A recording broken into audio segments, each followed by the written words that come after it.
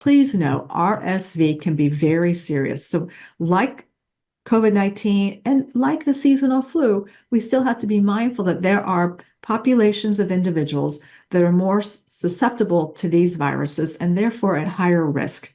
And in this case, it's the infants and older adults. They're the ones that are more likely to develop this severe RSV and might need hospitalization. So you'll see in the next couple of slides, one of the themes that the CDC is recommending is vaccination, vaccination, vaccination, especially if you're over 60 or you're in a younger category. So let's talk about some of the symptoms related to RSV. You know, we look at this group of symptoms on the left and look at these 6 symptoms. You can pick out 2 or 3 that say, these look like cold. A runny nose, some coughing or sneezing. Yeah, that sounds like I might have a cold.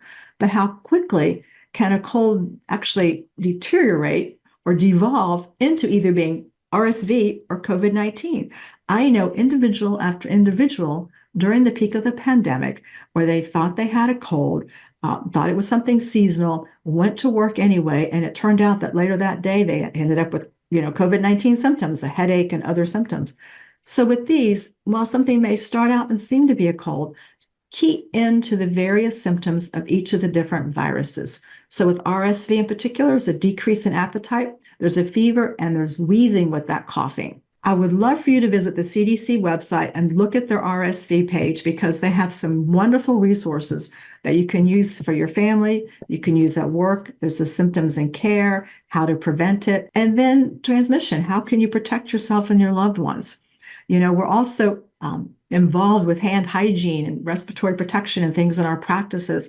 So how do we make sure that we keep those good vigilant habits and take them out at home and into the community with ourselves? This slide just reiterates the different types of vaccinations that are available. Adults that are 60 years and older, there are 2 vaccinations licensed by the FDA and recommended by the CDC. For pregnant women, there's 1 RSV vaccination that's been licensed and recommended during certain time frames during the pregnancy. And then there's an RSV preventive antibody that's been licensed and approved for infants and some young children. Well, let's talk about how do we prevent transmissions of diseases? Of course, vaccinations. And it makes me sad to hear people say, oh, I don't think I need a flu shot. And then they get sick. Members of my family went to travel for the Christmas holidays and they didn't get COVID boosters and they all came back from their trip with COVID. And it's whether you agree with some of the conspiracy information about the COVID vaccine, we know these vaccines do a good job of helping to prevent. So covering your coughs and sneezes when you're out in public, teaching your children to do that, and hand washing. Wash your hands, wash your hands, wash your hands. When you come home from work, you've been outside, maybe you went and filled up your car with gas on the way home. Wash those hands the minute you come in the house.